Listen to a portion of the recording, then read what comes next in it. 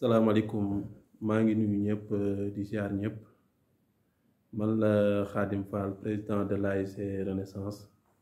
doon def vidéo bu gàtt rek di indi ay leeral ci match bi nga xamante ni si moo opposé woon ASC Renaissance ak ASC Le Bougué yéen ñëpp xam ngeen ni l'ASC Renaissance a été sanctionné donc d'une amende de 150 000 et disqualifié pour le restant des navétanes. Donc bi ñu jotee PV yi ak décision bi donc concerté wu nañ le bureau exécutif et les instances de l'ASC. On a décidé de déposer un recours dès demain. Donc loolu moom incha allah dès demain dinañ déposer recours bi et recours bi dinañ ko topp au niveau départemental et au niveau national même s'il le faut.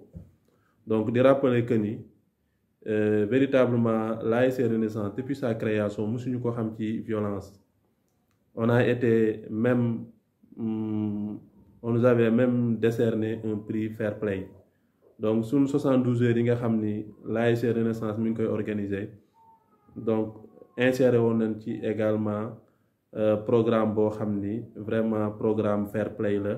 ba nga xam ni dañ doon inviter les ASC environnants pour vraiment prôner la paix jàmm ci nawetaan yi yooyu yëpp nag bu amee donc incident bu amee dama ni zone bi dafa war a tenir compte ci loolu donc mu am ce qu'on appelle des circonstances atténuantes mais ñun dañoo jàpp ni zone bi yooyu yëpp tenir ci compte et on a été sanctionné lourdement te loolu dama jàpp ni ASC bi duñ ko nangu parce que depuis le début yéen ñëpp xam ngeen ni ASC Renaissance taxawaay bi mu am ci nawetaan yi donc non seulement championnat ñoo jël paye suñu poule te véritablement depuis ASC bi depuis nawetaan yi gis nañ taxawaay bi mu ci am donc bu fekkee ay incident dafa am te man incident yi man moi je le qualifie d'incident mineur. Pourquoi? Parce que amul benn dégât matériel boo xam ni am na ci amul ay camp yu nu sippi amul ay tribune yu nu yàq amul benn saccage boo xam ni am na ci ASC bi lan moo am ay jet de pierre te jet de pierre yi kenn xamul fan la jóge te ñépp xam nañ ko. ASC Renaissance dañ ko provoqué ASC Lébu seen supporters yi ñoo ko provoqué supporters ASC Renaissance riposté te loolu bi mu amee ñun en tant que dirigeant yi nga xam ne ñoo nekkoon sur place ña fa nekkoon ñëpp yi nga xam ne ñoo nekkoon sur place ña fa nekkoon ñëpp jéem nañ def seen kéemtalaay kàttan pour canaliser xale yi. Voilà donc mais à notre grande surprise nag ñu préparé suñuy nawetaan non seulement xam ngeen nawetaan ni mu méttee. Investir ci def ci sunu xaalis donc moi je dis que depuis nawetaan yi commencé on a dépensé plus de 1 million et quelque ci nawetaan yi voilà ñu ñëw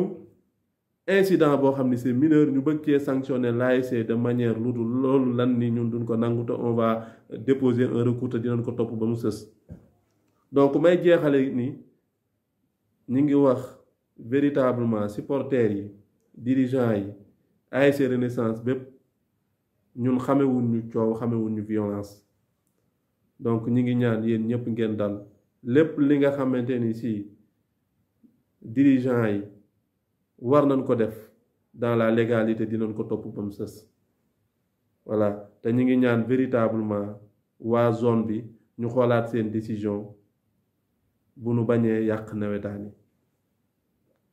voilà parce que am na loo xam ni du dëgg du yoon. Du dëgg du yoon te nous n'allons pas l'accepter ça c'est clair